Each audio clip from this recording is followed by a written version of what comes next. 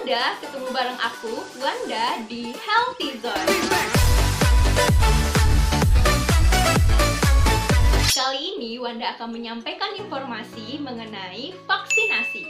Pasti intelektual muda yang sedang menonton video ini ada yang sudah mengikuti vaksinasi dan pasti ada juga nih yang belum mengikuti vaksin.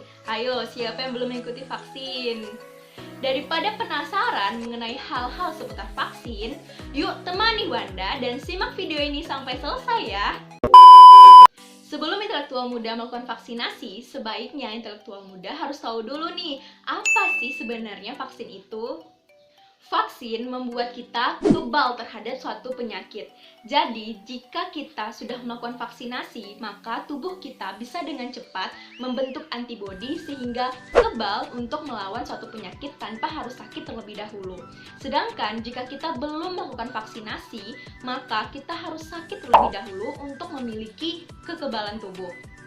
Nah, cara kerja vaksin dalam tubuh kita adalah saat kita disuntikkan vaksin, maka tubuh kita akan mengenali komponen yang ada dalam vaksin itu, lalu merespon dengan cara membentuk antibodi sebagai pasukan kekebalan tubuh. Sehingga di kemudian hari saat kita terpapar virus COVID-19 ini, kita sudah memiliki kekebalan tubuh dan bisa mengurangi risiko besar dari penyakit COVID-19. Sebagai masyarakat awam, kita juga harus tahu nih apa saja jenis-jenis vaksin yang ada di Indonesia, terutama untuk vaksin COVID-19 ini. Yang pertama, jenis vaksin Sinovac. Vaksin Sinovac ini berasal dari Tiongkok, Cina yang dikembangkan melalui virus yang dimatikan. Vaksin Sinovac ini adalah jenis vaksin yang pertama kali ada di Indonesia. Yang kedua, jenis vaksin AstraZeneca. Vaksin AstraZeneca ini berasal dari Inggris yang dikembangkan melalui viral vector atau non-replicating. Vaksin jenis AstraZeneca ini diklaim ampuh melawan virus COVID-19 varian Delta dan Kappa. Yang ketiga adalah vaksin jenis Sinopharm. Vaksin ini berasal dari Cina yang dikembangkan dari virus yang dimatikan, sama halnya dengan jenis vaksin Sinovac. Yang keempat, Moderna. Vaksin ini berasal dari Amerika Serikat yang merupakan vaksin berbasis mRNA pertama kali di Indonesia. Jenis vaksin ini tidak menggunakan virus yang telah dimatikan ataupun dilemahkan, melainkan memanfaatkan komponen materi genetik yang telah direkayasa. Pemberian vaksin jenis Moderna ini diprioritaskan untuk tenaga kesehatan sebagai vaksinasi tahap ketiga, dan vaksin ini diklaim ampuh melawan virus COVID-19 varian Delta, Kappa, dan Gamma. Nah, intelektual muda, itulah tadi 4 jenis vaksin yang ada di Indonesia dan sudah mendapatkan izin penggunaan darurat dari Badan POM bulan Juli lalu. Keempat jenis vaksin ini memiliki dosis yang sama, yaitu 0,5 ml untuk per dosisnya. Dan keempat vaksin ini diberikan melalui intramuskular atau suntikan ke dalam otot. Kira-kira berapa ya durasi vaksin dapat bertahan di dalam tubuh kita? Ternyata sampai saat ini belum diketahui berapa durasi proteksi vaksin COVID-19 dalam tubuh kita. Namun, vaksin ini diharapkan dapat melindungi tubuh kita sampai beberapa waktu ke depan.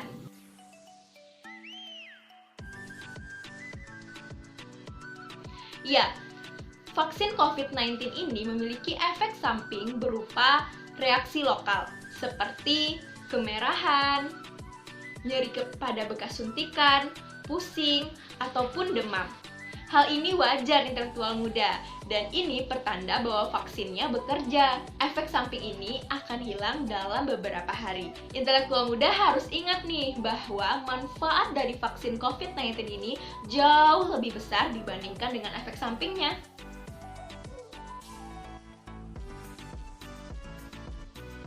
Ya, tentunya protokol kesehatan masih tetap diperlukan meskipun kita sudah melakukan vaksinasi. Gambarannya seperti ini intelektual muda. Seseorang yang dinyatakan lengkap tervaksinasi apabila telah menerima 2 kali suntikan dengan jeda minimal 14 hari sampai 28 hari. Dan setelah itu masih memerlukan waktu untuk membentuk kekebalan tubuh. Jadi vaksin juga memerlukan waktu untuk bekerja di dalam tubuh kita. Oleh karena itu, bagi intelektual muda yang sudah melakukan vaksinasi harus tetap mematuhi protokol kesehatan terutama 3M. Memakai masker, menjaga jarak, dan mencuci tangan agar perlindungan terhadap diri dan keluarga menjadi lebih optimal. Akhir-akhir ini ada berita yang beredar bahwa hasil tes COVID-19-nya positif setelah melakukan vaksinasi. Apakah itu benar? Yuk kita simak berikut ini. Ternyata intelektual muda, faktanya adalah virus non-aktif yang ada di dalam vaksin COVID-19 itu tidak akan membuat hasil tes COVID-19 kita menjadi positif. Nah, jika seseorang mendapati hasil tes COVID-19-nya positif setelah melakukan vaksinasi, ini dikarenakan orang tersebut telah terpapar virus COVID-19 beberapa hari sebelum melakukan vaksinasi tanpa ia sadari. Namun, tidak menutup kemungkinan orang yang telah melakukan vaksinasi bisa terpapar virus COVID-19. Semuanya kembali kepada diri kita, asalkan kita tetap mematuhi protokol kesehatan, insya Allah kita akan aman dari virus COVID-19 ini. Intelektual muda harus ingat, vaksin bukanlah obat, tapi vaksin dapat mengurangi resiko besar terutama kematian bagi penderita COVID-19.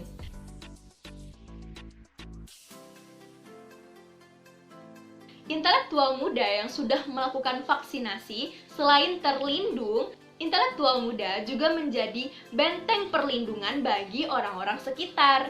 Jadi, vaksinasi COVID-19 ini bukan urusan pribadi, tetapi tanggung jawab kita bersama. Demikianlah informasi seputar vaksinasi COVID-19 yang Wanda sampaikan. Semoga intelektual muda tidak ragu dan tidak takut lagi untuk melakukan vaksinasi. Ayo vaksinasi untuk lindungi diri, lindungi negeri agar penyebaran virus COVID-19 dapat teratasi. Gak terasa ya intelektual muda, ternyata kita sudah berada di akhir video. Wanda mengucapkan terima kasih untuk intelektual muda yang sudah menonton video ini. Jangan lupa untuk di like, di komen, dan di subscribe karena subscribe itu gratis. Dan jangan lupa share video ini untuk sama-sama kita saling mengingatkan. Terima kasih, wish you all the best and see you next. Sampai jumpa di video selanjutnya.